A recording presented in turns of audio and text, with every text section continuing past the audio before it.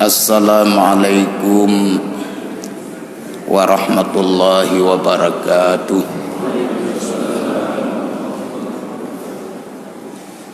Alhamdulillahilladzi anzala rahmatan lil alamin. Wassalatu wassalamu ala sayyidina Muhammadin fin nabiyyin wa ala alihi wa ashabihil mujahidin at-tahirin, amma ba'd. Segala daripada pengertian makna syukur selalu kita memanjatkan puja dan puji kehadirat ilahi Rabbi atas nikmat dan karunia-Nya lah, sehingga kita hari ini masih mendapat kesempatan umur panjang, sehat dengan badan, juga Allah masih menganugerahkan banyak sekali nikmat yang semoga kita menjadi orang yang pandai mensyukuri nikmatnya. Kemudian selawat dan salam senantiasa kita sanjung sajikan keharibaan penghulu alam Nabi besar Muhammad sallallahu alaihi wasallam beserta al dan sahabat beliau sekalian. Kata keikraman kepada ayahanda rohani kita Abi Imam Syekh, guru-guru kami, orang tua kami, sidang jamaah sholat subuh yang dirahmati Allah. Pada kesempatan ini kita coba menganalisa ataupun memberi makna apa yang difirmankan oleh Allah dalam Al-Quran. Allah Subhanahu wa ta'ala mengatakan, Ya ayyuhan nasu inna wa'dallahi haqq fala taghurrannakumul hayatud dunya wa la yaghurrannakum billahil gharur. Allah Subhanahu wa ta'ala mengatakan kepada segenap manusia,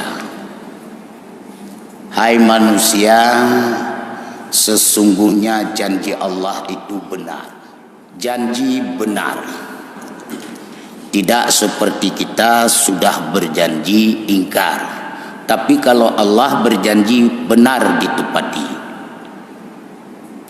Lalu kita mengambil ibrah dari pengertian janji Allah ini, ada yang lebih lembut lagi, di mana Allah Subhanahu wa ta'ala juga mengatakan,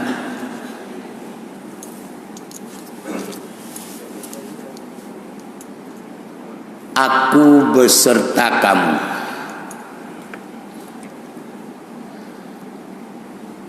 Maknanya,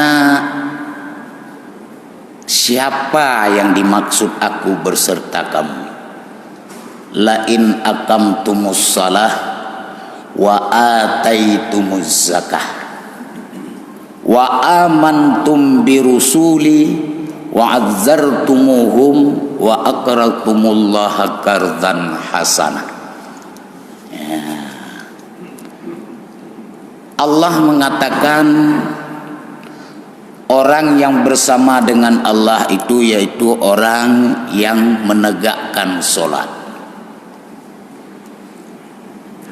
Wa ataitumuz zakah, dan orang-orang yang menunaikan zakat hartanya. Wa amantum birusuli, dan engkau beriman kepada Rasulku. Wa azzartumuhum, kamu bantu dianya Rasul itu.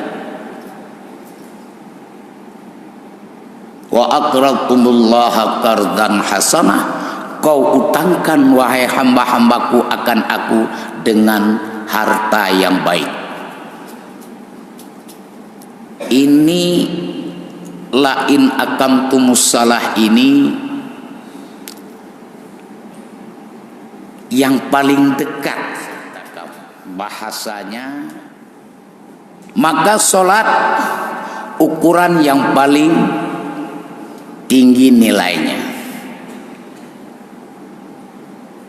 Lalu dengan sebab pengertian inilah Allah Subhanahu wa ta'ala menjadikan sholat sebagai barometer, tolak ukur, di mana pengabdian seorang hamba itu yang di mana nilainya lebih tinggi diberikan kepada umat manusia, khususnya kita umat Muhammad sallallahu alaihi wasallam. Karena dalam satu hadis di mana Rasulullah mengatakan, lamma khalaqallahu ta'ala Jibril alaihi salam ala ahsani surah, manakala Allah menciptakan seorang malaikat yaitu bernama Jibril ala ahsani surah, di atas segala bentuk kebagusan dan keelokan. Tidak ada malaikat yang paling elok, paling anggun kecuali malaikat Jibril.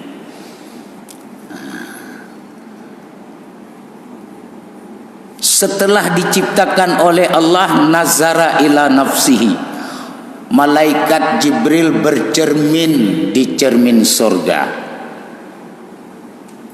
Faqala Jibril, berkata malaikat Jibril, ya Rabbi, hal khalaqtani ahsani suratim minni. Hai Tuhan, adakah kau ciptakan hambamu seindah aku? Faqala ta'ala, Allah ta'ala berkata, la, tidak ada. Faqama Jibril alaihi salam sallu raka'ataini syukran lillahi ta'ala. Maka berdirilah malaikat Jibril sholat 2 rakaat tanda syukur kepada Allah. Jadi kita bapak-bapak sidang jamaah, sholat ini bukan untuk membeli surga Allah, nggak sanggup. Sholat yang kita kerjakan untuk nebus nikmat saja nggak sanggup. Jadi kenapa juga kita kerjakan ini sholat? Yang pertama, perintah. Kalau untuk membeli surga Allah nggak bisa. Nebus nikmat saja nggak cukup dengan ibadah kita ini. Jadi maksudnya kita jangan sampai haji pun bangga diri dengan beribadah seolah-olah cuma ibadah kita yang diterima, sholat kita yang bagus. Tidak. Ini yang maksud dari definisi tadi. Yang ingin kita ambil intisari dari pengakuan ini, berapa lama Jibril sholat? Fi kulli raka'atin isrina alfisanat. 1 rakaat sholat malaikat Jibril itu 20.000 tahun. Ini 1 rakaat. Kita umur saja nggak sampai. Karena 2 rakaat 40.000 tahun. Falamma faghira minas salah, manakala telah selesai Jibril dari sholatnya, faqala ta'ala, berkatalah Allah ta'ala, ya Jibril, a'badtani haqqa ibadati. Hai Jibril, ini betul-betul ibadah yang sejati. La ya'budu ahadun mislu ibadatika. Tidak ada satupun di antara hambaku yang mampu sholat seperti sholat kamu. 40.000 tahun 2 rakaat. Tapi Allah mengatakan, lakin yaji'u fi akhiriz zaman. Ingatlah olehmu Jibril, besok di akhir zaman, Nabiun Karim, seorang Nabi yang agung. Wahabibun, dia adalah kekasihku. Wa yuqalu lahu Muhammad, dan kau sebut dianya Muhammad. Walahu ummatu, Muhammad itu punya umat. Za'ifun, lemah umat Muhammad. Muznibatun, banyak bikin dosa. Umat akhir zaman Sudah lemah umat Muhammad ini, banyak bikin dosa. Apa yang diucapkan oleh Allah di hadapan Jibril? Sallu raka'ataini ma'as sahwi uhibbu ilayya min salatika ya Jibril. Salat umat Muhammad 2 rakaat yang sebentar saja, lebih aku cintai solat dia daripada solat engkau wahai Jibril. Allahu Akbar. Sebuah renungan bagi kita. Ibadah Jibril 2 rakaat 40.000 tahun, kita 2 rakaat ma'as sahwi uhibbu ilayya min salatika ya Jibril. Lebih kucintai solat mereka umat Muhammad itu yang sebentar saja. Allahu Akbar. Ini sebuah nilai plus yang cukup hebat kepada umat Muhammad. Sampai Jibril bertanya, ma fi muqabalah fi ibadatihim. Apa yang kau berikan imbalan ya Allah terhadap ibadah mereka? Faqala ta'ala, berkata Allah Ta'ala, al jannatul ma'wa, yaitu surga ma'wa. Allahu Akbar. Ini, maka oleh karena itu bapak-bapak sidang jamaah yang berbahagia,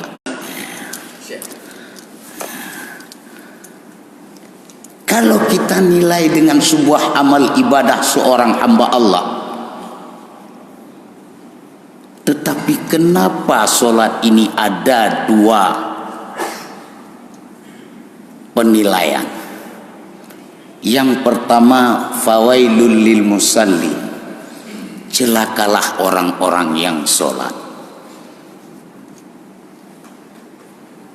Maka nilai juga ibadah ini maqbulah wa mardudah. Yang satu lagi solatnya, qad aflahal mu'minun alladzina hum fi salatihim khashi'un.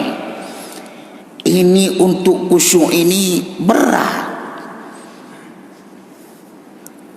Dalam satu riwayat, Rasulullah pernah menawarkan di antara sahabat, siapa yang mampu sholat 2 rakaat, dia tidak mengingat lain kecuali Allah.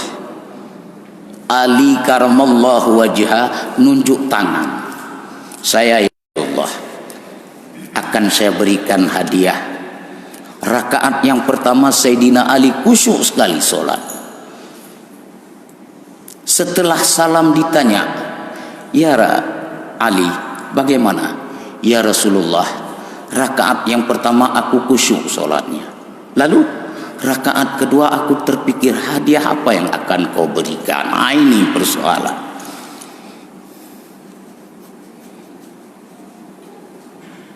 Tapi yang ingin kita ambil intisari dari ibadah pengakuan Ali ini, berarti sahabat tidak pernah berbohong di hadapan Rasulullah. Tidak pernah berbohong. Termasuk Muawiyah, waktu Rasulullah berbekam, dikatakan oleh Rasulullah, tolong darah bekam itu ditanam. Baik ya Rasulullah. Dicium terlalu harum, darah Rasulullah harum.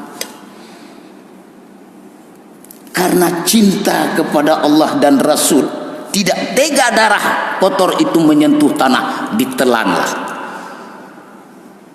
Ditanya oleh Rasulullah, sudah kamu tanam darahnya? Sudah ya Rasulullah. Rasulullah tanya sekali lagi, apa benar sudah kamu tanam? Teringat dia, tidak ya Rasulullah. Lalu, aku telah meminumnya. Kenapa? Karena tidak tega darahmu menyentuh tanah, karena rasa cintaku kepadamu. Wahai Rasulullah, aku telanlah darah tersebut. Apa ucapan Rasulullah? Dakhalal jannah, masuk surga engkau. Allahu Akbar. Inilah nilai keimanan tadi. keikhlasan. Maka puasa juga ibadah solat, mangkama ramadhana mangsama ramadhana wahtisaban, karena keikhlasan. Lalu sahabat yang pertama dikatakan oleh Rasulullah, dakhalal jannah, masuk surga kamu. Rupanya didengar oleh sahabat yang lain. Oh, minum darah Rasulullah masuk surga. 3 bulan kemudian dia nunggu. Darah bekam disuruh tanam oleh Rasulullah, dia telan. Ditanya oleh Rasulullah, sudah kamu tanam? Sudah ya Rasulullah. Sudah benar sudah kamu tanam darah itu? Tidak ya Rasulullah. Lalu, telah aku telan. Dakhalan nar, masuk neraka engkau. Pekerjaan yang sama, bukan nilai yang sama. Kenapa yang pertama itu masuk surga? Karena dia ikhlas, cinta kepada Rasulullah, tidak tega darahnya menyentuh tanah. Imannya tadi. Yang kedua, karena mengharap imbalan, yaitu mendapat surga. Tetapi apa ucapan Rasulullah? Dakhalan nar, kamu masuk neraka. Ini sidang jamaah yang berbahagia. Kita berpuasa juga demikian. Tidak semua lulus puasa. Bayangkan ini hari beralasan kita, berargumen kita, kenapa tidak hadir ke jamaah? Corona. Karena corona hanajak Pak jamaah. Nah, ini teringat saya sebuah riwayat dari al-fuqaha, ulama besar yang bernama Syekh Abdul Karim Al-Baghdadi, meriwayatkan sebuah peristiwa istri seorang istri yang soleha, anak seorang ulama. Watem bisa bahasa Aceh, campur-campur. Kan ijim nyokan kenang bahasa Aceh hanpa. Lagi kenang mie tanpa saus abisi. Wate anu ulamanya meninggal, tinggallah seorang putrinya. Maka orang menjaga semua karena wibawa seorang ulama. Anak gadis itu terpaksa dijaga oleh orang masyarakat supaya jangan ada yang mengganggu. Berpikir juga di antara kalangan tokoh-tokoh, kalau terus kita jaga, apa tidak bosan kita? Lahirlah pemikiran, kalau begitu kita carikan jodoh untuknya. Akhirnya dikawinkan putri ulama itu dengan seorang pemuda. Dia kepekawin masuk bulan Ramadan seperti ini. Malam ke-10, udah malam ke-10, jamaah dari Menasah datang. Tengku sudah 10 malam kami sholat jamaah, tarawih berjamaah, Tengku nggak nampak-nampak. Hanadum di malam ya.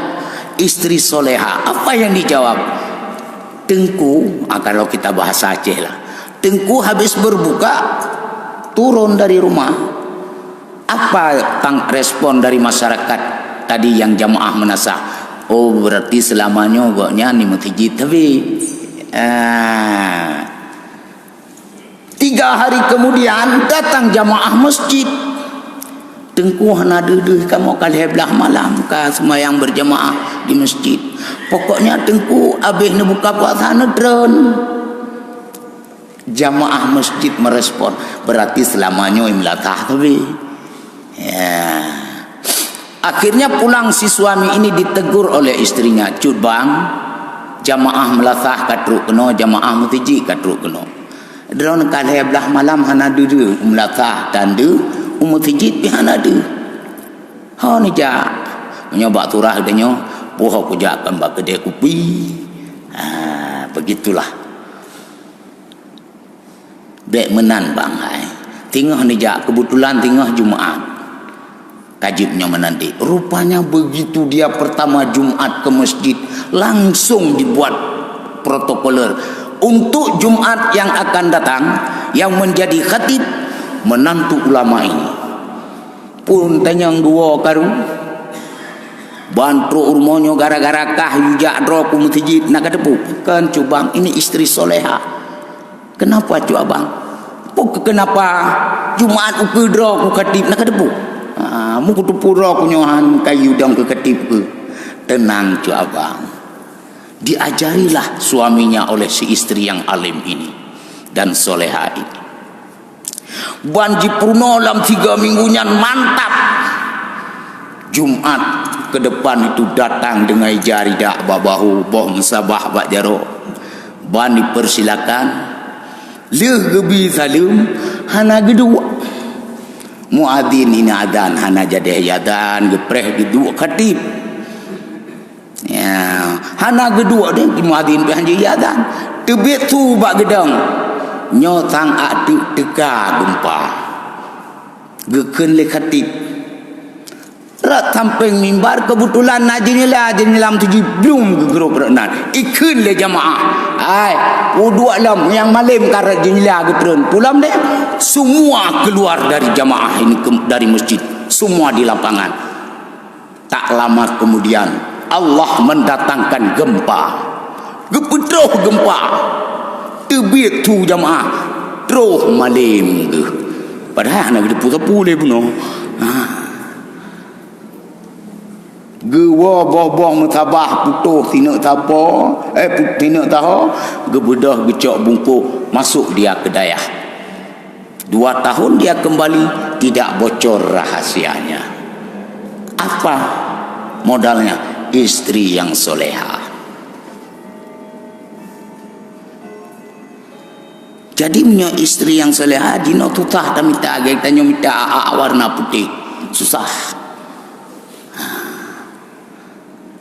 Yang ingin kita ambil pengertian lagi, nyojino orang banyak beralasan tidak jamaah alasan corona, padahal ada hana corona hana ya jamaah tid.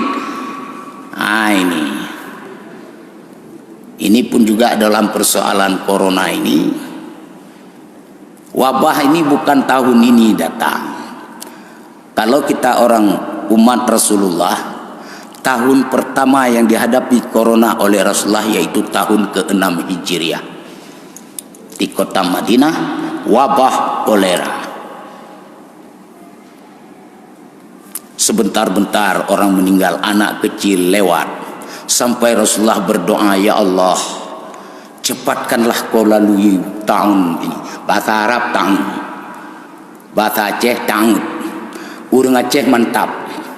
Lihat tahun nak tamah hujung ijabru, tahun ijabru ulang. Artiannya Rasulullah dengan tenang walaupun air matanya tumpah saat berdoa kepada Allah. Itanyakan tibo lebih berat lagi Cina tutung jenggut. Nah yang top gampung hanjut temang.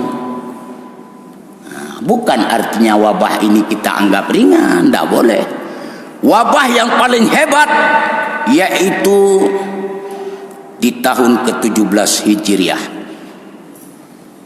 di mana tahun ke-16 Hijriah tentara Islam mampu menghancurkan tentara Roma di Palestina, yaitu lewat peperangan Ya'lu. Di mana presiden waktu itu yaitu kita dalam agama khalifah yaitu Umar bin Khattab. Sedangkan Syam itu provinsi, gubernurnya adalah Abu Ubaidillah bin Jarrah. Tahun ke-16 kemenangan terjadi terhadap kaum muslim di Palestina ataupun di Syam. 2.500 jenazah tidak tertanam. 2.500 boh jenazah anak tanam, akhirnya terjadi virus.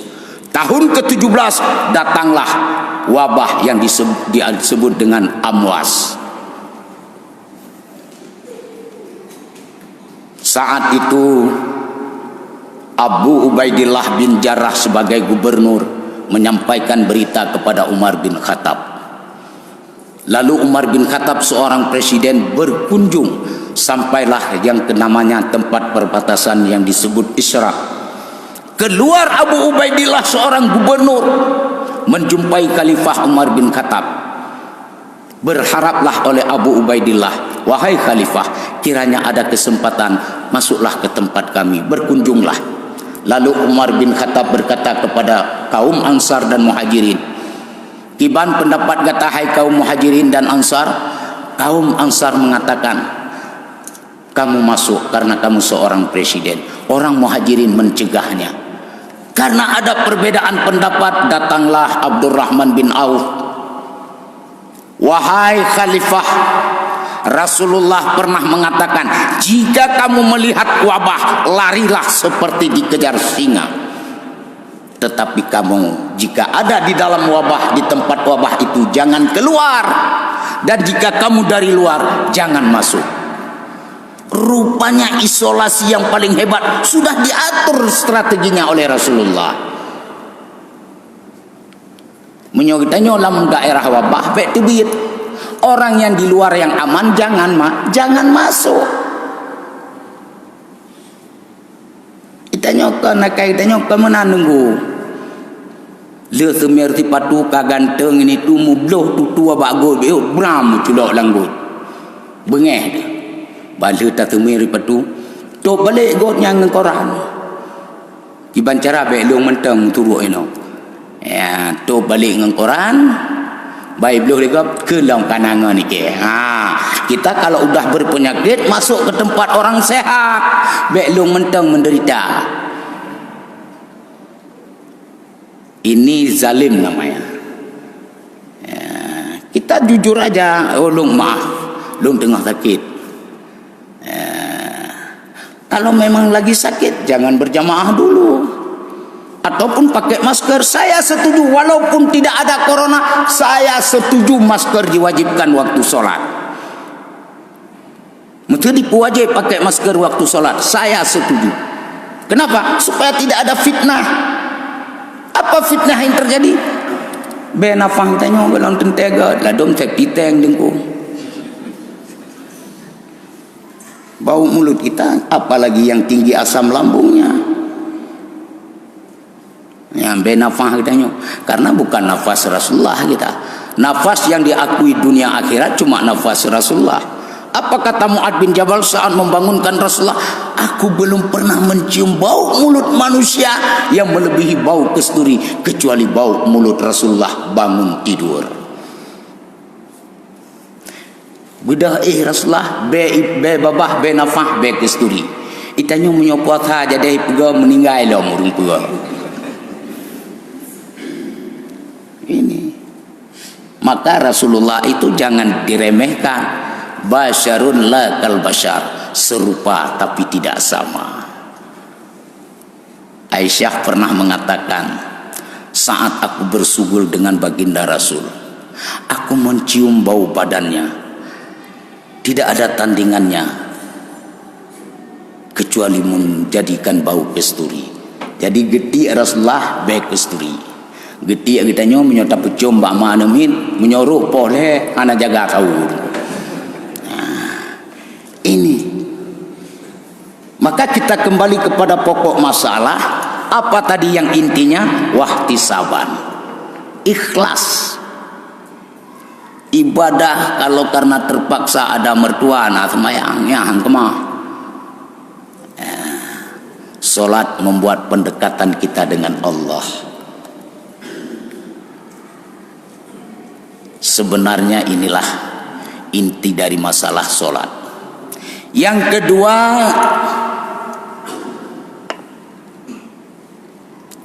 yaitu orang menunaikan zakat. Kalau hasil survei kekayaan orang Muslim Indonesia, kalau diambil dipungut zakatnya, untuk setiap orang fakir itu per kepala, per jiwa dapat 30 juta. Itu kekayaan orang Islam. Kita 90%, 80% boleh dari jumlah penduduk negeri ini. Taruh 10% yang kaya. Hasil dikumpulkan, kalau semua menunaikan zakatnya, Per jiwa fakir miskin 30 juta. Tidak ada yang miskin lagi orang Islam.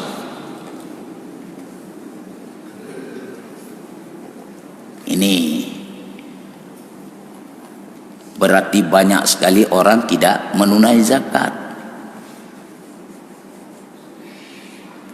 Sempat lagi peraturan kitab Taurat. Dalam kitab Taurat zakat yaitu 2/3, 1/3 yang harus bayar. Menyotir topeng leblu rupiah. Yang kejut Hamam marah. Karun marah kepada Musa. Gara-gara zakat wajib 1/4 bayi jepit. Maka oleh Karun waktu itu mencari fitnah baru kepada Musa. Apa ucapan saat itu yang dikatakan oleh Karun? Hai Musa, jika ada seorang wanita hamil karena perbuatan seorang laki-laki, bagaimana hukumnya kepada si laki-laki itu? Harus dirajam. Sekalipun engkau Musa tidak pandang bulu, siapapun yang melakukan perzinahan harus dirajam. Maka dibayarlah seorang wanita oleh Karun untuk mengakui kehamilan itu karena perbuatan Musa.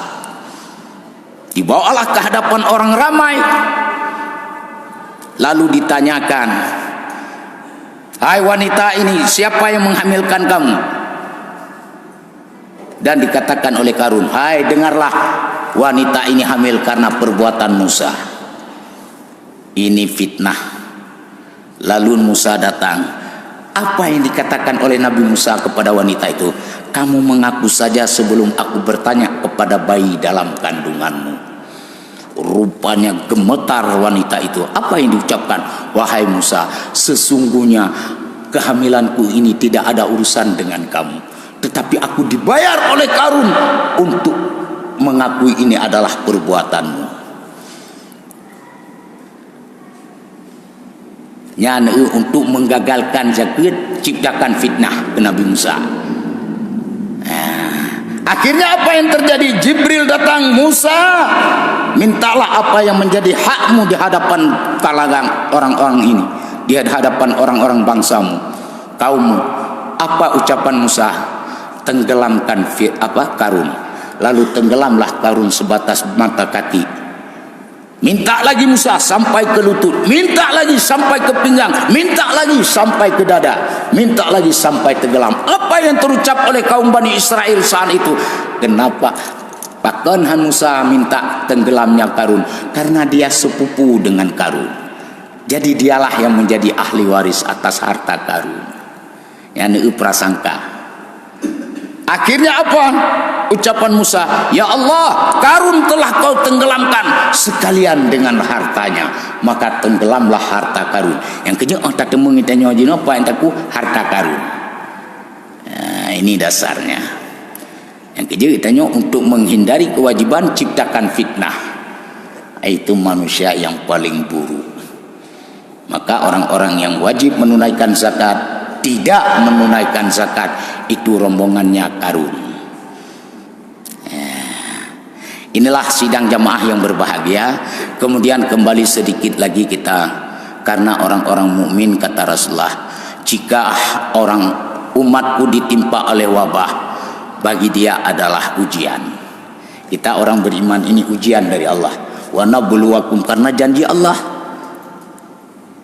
Apa kata Allah? Wa nabluwakum bisyarri wal khairi fitnah. Hai Muhammad, aku uji di antara hamba-hambaku dari umatmu itu hidup penuh kesenangan dan tidak sedikit yang dihimpit oleh penderitaan.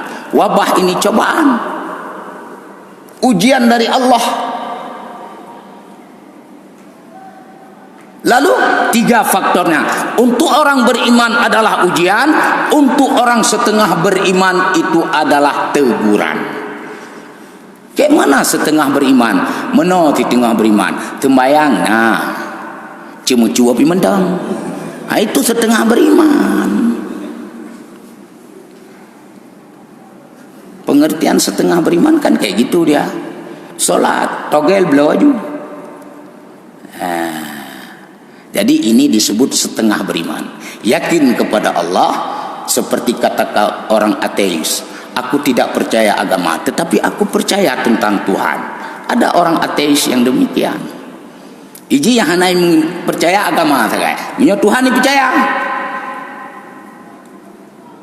Nah itu. Lalu kata Rasulullah, kalau untuk umatku tahun itu adalah sebagai ujian, sedangkan untuk orang kafir adalah azab.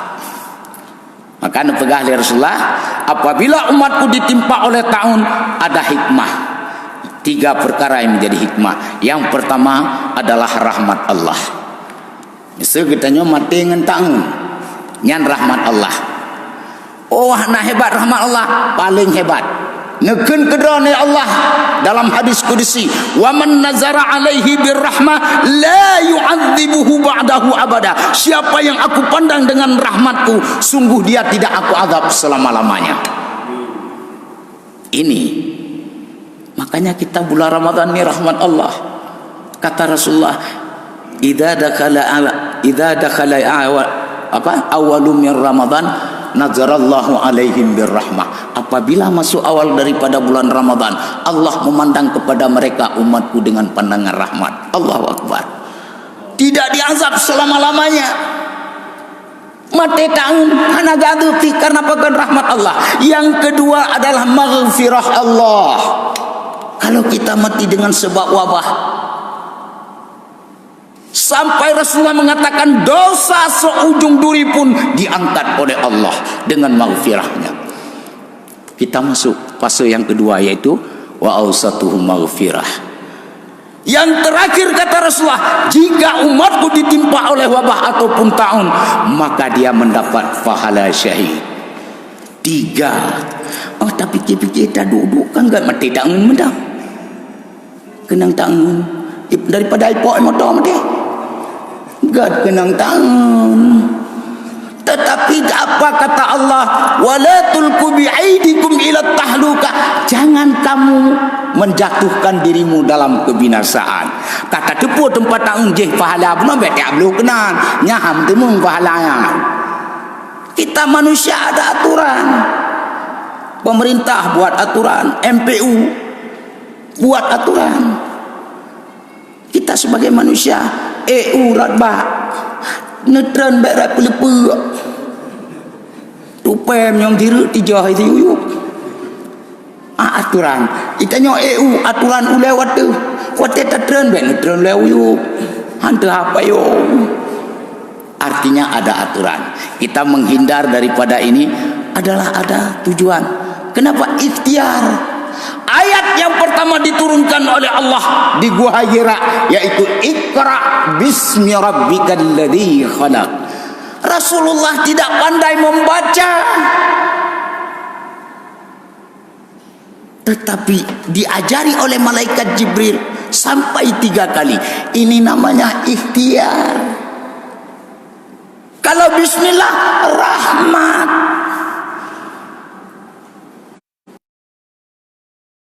Belajar ilmu tauhid. Ini yang kita ambil intisarinya. Jadi wabah ini jangan sampai kita remehkan. Ya tu ya, tapi jangan menganggap remeh.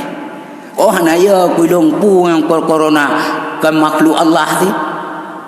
Tinggal makhluk Allah. Hana tak mau lang grepoh tinggal nak jipri anhan. Artinya kita harus menghindari. Tetapi jangan berlebihan sekali.